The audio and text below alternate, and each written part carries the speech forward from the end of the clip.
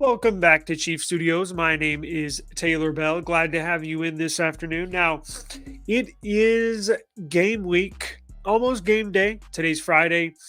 Just got done watching the Miami Dolphins totally wax the New York Jets. We'll get into that game. We'll get into some of the games from yesterday, Thanksgiving Day games, and we will also get into a preview of the Chiefs game. Now, I know it might look a little different. Have a new setup here at the Chief Studios. Moved around some lights, moved around the green screen behind me, moved the camera around so it's not at an angle. So hopefully it looks a little better for everybody at home.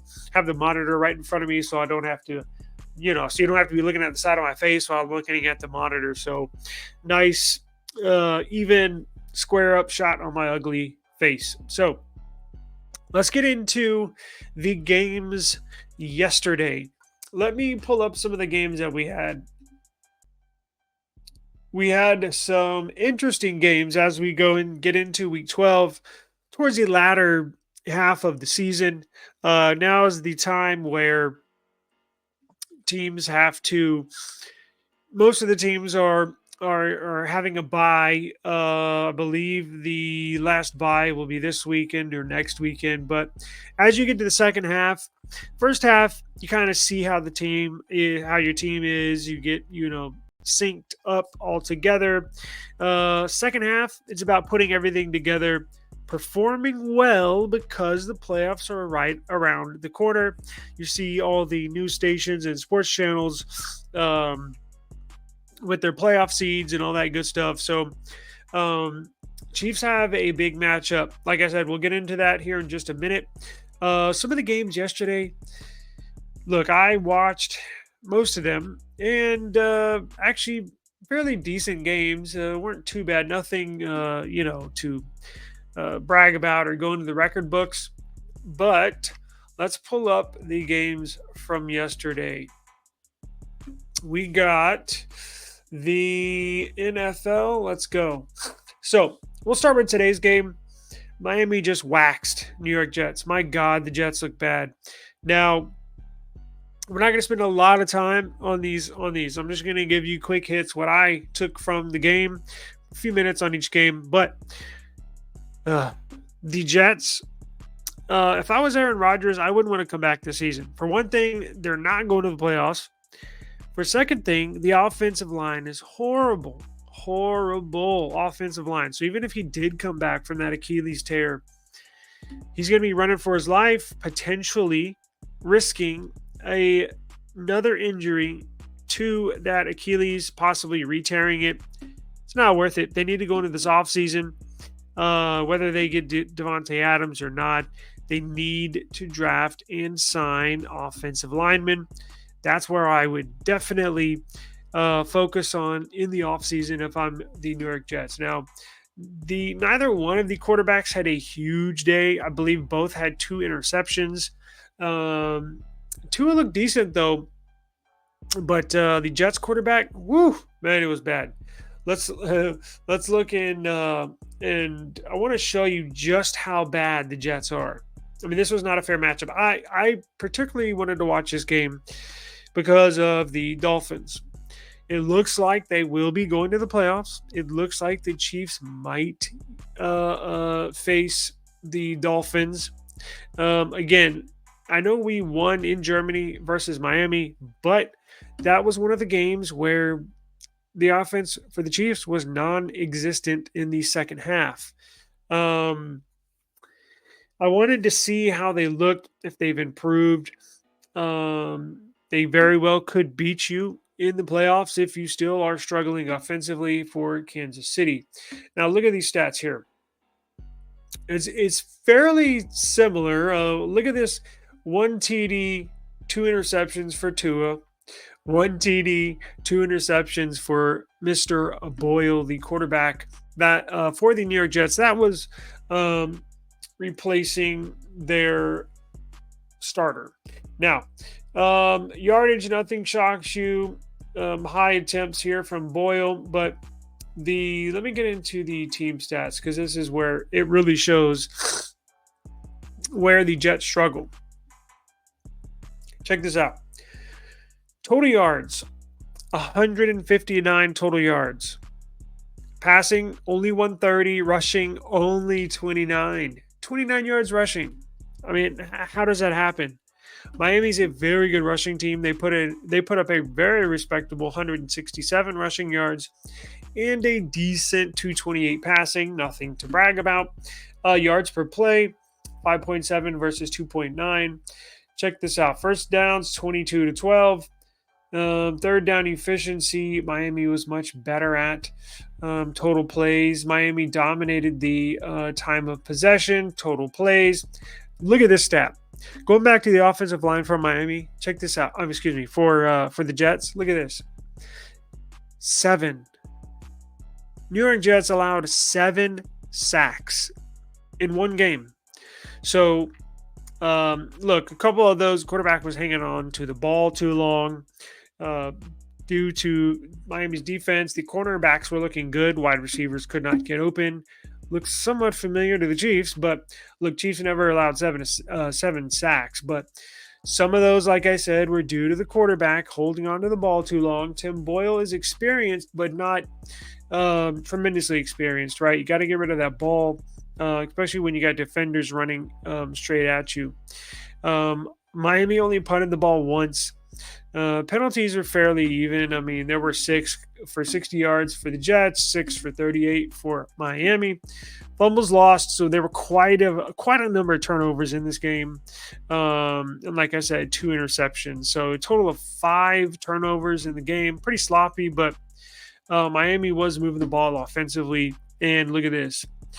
The Jets only scored 6 points through the first 3 quarters. So it was a blowout. Kind of boring. Good thing Miami was moving the ball because that was the only reason why I was watching. Let's get into the games yesterday. There was the Green Bay Packers. Jordan Love for the Packers looked fairly decent. Actually, he looked more than decent. He looked pretty good. But that's the issue with him this year. He's put together 2 good performances over these last 2 weeks, and we will have to see if he can continue being consistently good. That was his major issue, filling in for the Aaron Rodgers-less Green Bay Packers. He would have a good game. He would have a bad game. He would have a good game. He would have a bad game. But like I said, he's put 2 good games together. We will have to see how he plays for the rest of the year to see if Green Bay wants to hold on to him, right? They could draft a quarterback if he's not the man for that team. And it's basically all on his shoulders, right? If he plays good like he did the last couple of weeks, then they simply just stick with him. Now, Detroit had a few major turnovers here in this game where Jared Goff basically outplayed Jordan Love when you see the yardage and throwing the ball all over the field. However, Jordan Love was much more efficient. You could tell everything was just clicking for Jordan Love in this game. Detroit falls to 8-3. They will, it looks like at the moment, they are headed to the playoffs. Green Bay might be battling for a wild card. If they can string together another couple of wins here in the next few weeks, they should be right in the thick of things in that NFC. Now, let's go back. Commanders and Cowboys. My. Commanders suck. Now, they fired this morning. They fired offensive coordinator and like a quarterbacks coach. I've never heard of them. And actually, you know what? Let's do this. Okay, here we go. We got. Oh, I'm sorry. It was the defensive. Honestly, they should fire everybody. So I'm sure the offensive coordinator won't be hanging. Eric Bieniemy, duh. I'm sure the offensive coordinator and the whole coaching staff are not going to make it past the end. I mean, Washington will have a new set of coaches moving into next season. I'm sorry, I got it wrong. The defensive coordinator, Jack Del Rio, was fired, and another assistant linebackers coach, something like that. Because Dallas basically played with them at will offensively, putting up 45 points. moving the ball all over the field. They scored 25 points in the fourth quarter, seeing that end zone 3 times. So basically looked like Washington, I'm not going to say gave up. I hate to say that, especially professional players. Look, their name is on the line. The tape is on the line for their potential next team. So I hate to say they gave up, but it looked like they were lacking a little effort towards the end of that fourth quarter. Dallas has a fairly good record. They will be headed to the playoffs as well as the Detroit Lions. Washington, not so much. They need to clean house. I know they got a new owner at the beginning of the year. They need to fire everybody. Everybody. Front office, coaching staff, probably people inside the office in the franchise. Get rid of everybody. Start over. Because look, you cannot do worse than what you're doing now with carryover employees, right? Coaches, general managers. I'm talking about even people in the front office that work in the building. Carried over from last year. A lot of them. If I was the new owner, look, he did the respectable thing when he purchased the team. He said, "Hey, I'm going to give everybody a fair chance. If we look good and are winning, then we'll carry on, move forward." But the opposite is happening. They look like the same old Washington football team that just can't hang with the elite football teams. They got 4 wins out of 12 weeks of the season. I would clean house. If I was Washington, I would obviously clean house, but they have Ron Rivera, defensive head coach. I would go for a offensive led head coach, and move forward from there. Look, quarterback position, Sam Howell, I believe. That's not a long-term solution. So they have a lot of work to do in the DC area with their football team. But Dallas looked pretty good. Dak Prescott had a fabulous performance. I mean, no, that's Sam Howell. Shit, he didn't have a bad performance either. But Dak Prescott, 22 of 32, 331, 4 TDs, 0 interceptions. In the last game, 49ers, same thing. God, they look good. Blew out the Seattle Seahawks. Everything clicking for San Francisco. Brock Purdy looked good. Christian McCaffrey looked good. Deebo Samuel looked good. They have so many good. Their roster is completely stacked, and that's why I don't have much confidence in the Chiefs in the postseason. Okay, they're obviously going to make the playoffs. Yes. Can they win maybe in their first game, whether it be they have a bye and then they play, or they play in the first round?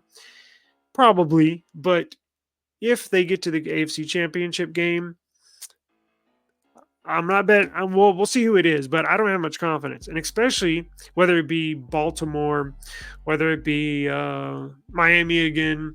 But look, even if you do beat one or whoever it is, one of those teams, you get to the Super Bowl, you play San Francisco, you play Philadelphia. I don't see it. Not the way this team is constructed. That's why I'm so interested in the game this weekend for the Chiefs. Let's get into the game. So, we also have some important injury reports for Sunday's game that we'll get into real quick as well. Now, the Chiefs play in Las Vegas versus the Raiders. And speaking of Philadelphia, did y'all see? I'm sure you did. Eagles head coach Nick Sirianni, when the clock was ticking down to 0 versus the Chiefs last week, he was dancing around, running around the sidelines with his Fly Eagles Fly, going like this, talking shit to the crowd. And as the game ended, when he ran into the tunnel, he was yelling all sorts of stuff to the Chiefs fans. Just looks like a total clown. He's as old as I am and just acts like a total jackass, right? He got called out. A couple Chiefs players said he looked corny as a MFer.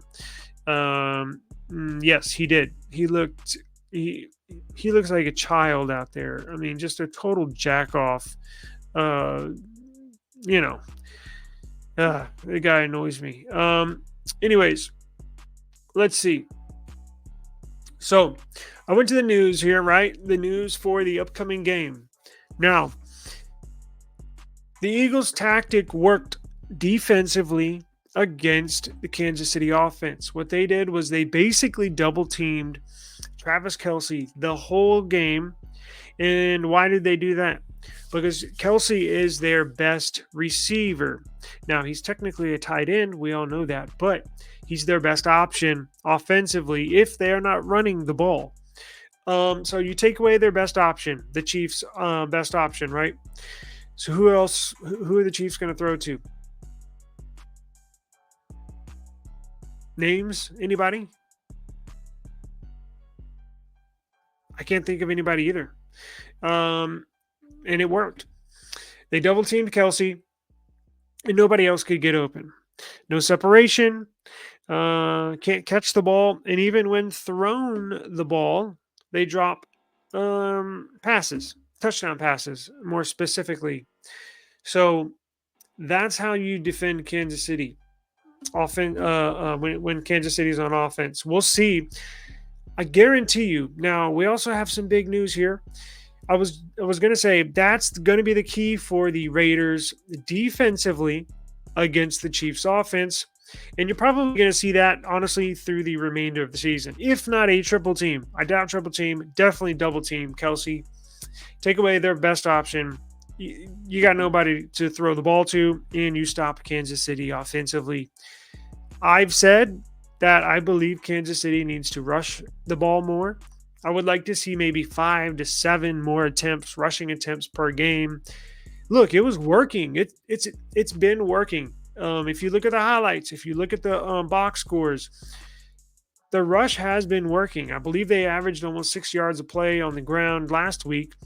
And now, look, I know when you get into a hole, when you fall behind a little bit, you do have to throw the ball. But I would like to see them rush a little more. Look, it's working. You got to go with what's working. You can't just totally abandon the pass game. I understand that. But I would like to see more rushing. Defense maybe puts one extra man in the box when they think you're going to run the ball and then hit him with a play action, right? So maybe that'll get Kelsey a one-on-one instead of a double team. So let's see. I think we mentioned this earlier. Travis Kelsey was hinted after the Eagles loss that he was going to retire. And he's probably not that far away. I don't think he's going to retire in the offseason, but I think he's probably only got 2 or 3 more seasons where he can perform at a high level. He's on the back 9 of his career. He's been in the league a number of years now. And when you fall off athletically, you fall off fast, almost overnight. So it does look like he's missed a step a little bit. Whenever I see him get up now after being tackled, he's always getting up with a grimace on his face and getting up slow. So I think the injuries are catching up to him throughout the years. He mentioned when he hinted at retirement to the reporter that his 10 surgeries, he can still feel every single one of them, meaning pains here and there, aches and pains from the previous surgeries. So once you start thinking about it, it's right around the corner. So look, probably maybe a couple more years, and who knows what his future is. But okay, so we have injury report. Big news, because it looks like 2 Kansas City Chiefs will not be playing versus Las Vegas on Sunday. This just came out a few hours ago. Let's see here. All these goddamn ads. So, Chiefs wide receiver McCall Holman left, returns a punt against Los Angeles Chargers. Why am I reading that? And these ads are messing me up. Now, I believe McCall Hardman is going to be out. Wide receiver McCall Hardman and running back Jerick McKinnon have been ruled out for Week 12's game. That's not good. Now, They have not played McKinnon a whole lot, but if you are going to try to get the run game going, you might need your second string running back, or second or third string running back to help pick up the carries. Hardman's out, recovering from a right thumb sprain, while McKinnon, the running back, has a strained groin. It's possible wide receiver Richie James could see action on Sunday. However, he'd be coming off of injured reserve in time for the Chiefs. Oh, okay. So he was on injured reserve and just was activated last week. Let's see. He hadn't played since week 2 victory over Jacksonville.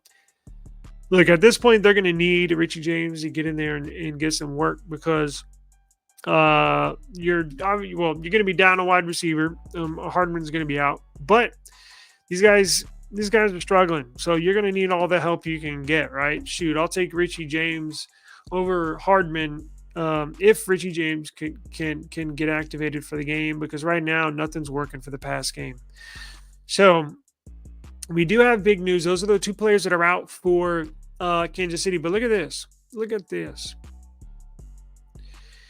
For the Raiders, defensive end Max Crosby is listed as doubtful with a knee injury. Now, I checked in another news source before I hit live or record, and it said he's out. Max Crosby is not going to be playing in this game. So let me go see if I can find that real quick. That is a big loss for the Raiders. He's their best defender and has always been a pain in the ass for the Chiefs and Patrick Mahomes. This one still says doubtful. I saw maybe it was on Twitter or X, that he is not going to play. So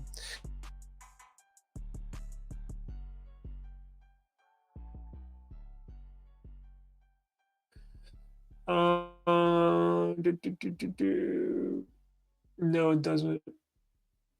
All right, so it looks. Wait, here we go. What else we got for the Raiders? Offensive tackle Colton Miller, shoulder; linebacker Robert Spillane, ankle; and safety Marcus Epps, neck, are all questionable. All 3 were listed as limited in their last practice session. Safety Roderick Teamer, hamstring, is also questionable, though he was a full participant in practice this week. In safety, Trevon Mooring, back; center Andre James, knee; and cornerback Jack Jones, hip/knee, are all expected to play against Kansas City. So it looks like they have 2 starters that are doubtful, and a third in Max Crosby that, from what I saw, will be out. So unless something changes, he will be out of the game. A ginormous loss for that Las Vegas defense. Things I want to see in the game. I would like to see Kansas City trying somehow to break their streak of 0 points in the second half for the last 3 games. Absolutely need to see improvement. I don't even care if it's a field goal. I would like to see a touchdown, but shoot, anything right now would be an improvement. Playoffs are right around the corner. We need to get this thing running. So I want to see how they do in the second half of this game. It will be in Las Vegas. It will be on field turf. So typically those games, Mahomes does have good stats, good record, good karma on field turf. I know he doesn't play a lot on it, but when he does, he balls out. So hopefully the wide receivers will have a lucky game and catch everything that's thrown to them. But we will see. So I want to see more rushing attempts, and we'll have to see how the wide receivers do. Please keep an eye on the wide receivers when the ball is snapped. Watch the wide receivers. Separation. If they're not getting any separation, how is Mahomes expected to pass the ball to them? I know you can, quote unquote, pass them open, where you literally thread the needle, the football like a needle right to their hands, even if a defender's on their back. But with this set of wide receivers, I just don't have much confidence. So that'll do it. If any other news Oh, um, this came up yesterday. Mahomes actually got voted the very best NFL player in the league. Now, this was a poll that was only specific to current NFL players. So they voted on a number of best offensive player, best overall, special teams, best kicker, best wide receiver. Mahomes not only won, well, I guess obviously best quarterback, but he won best football player period amongst his peers in the NFL.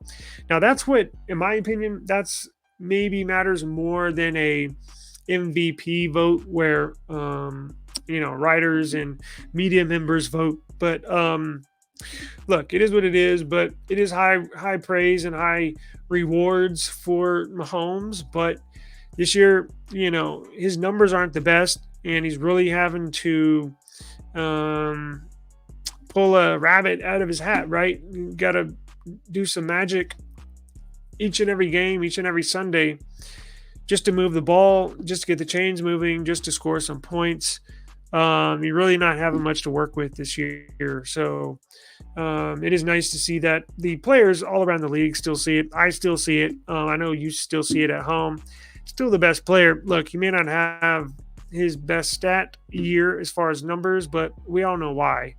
But I think that was it for news and injury reports. Um, yeah. So look, if anything else comes up, I'm gonna do another video probably tomorrow, breaking down position battle skills and like wide receiver versus defensive back. I wanna go watch some uh film. I would like to see if I can input some all 22 in here, but I don't want to get flagged YouTube. But I'll see what I can do. We'll upload something tomorrow. But I appreciate the time. Look, if you want to find us on Spotify, we are on, I believe, Apple Podcasts right now. We're on Spotify. We're on Google Podcasts. We're on even check it out. I have this app called Pocket Casts.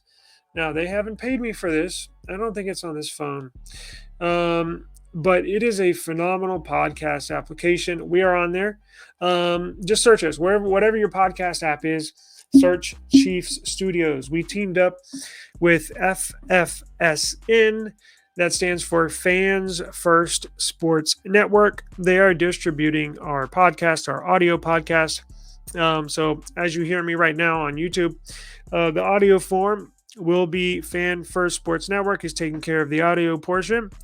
And we are on their sports network platform. So Spotify, Apple Podcasts, Google Podcasts, Amazon Music even has podcasts. So take us on the go.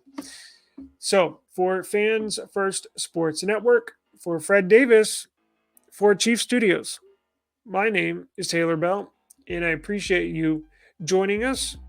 And I will see you tomorrow Sunday morning. I'm going to see y'all one more time before the game. So appreciate it. And please subscribe, please like, and leave us a comment. Let us know how you feel about the game.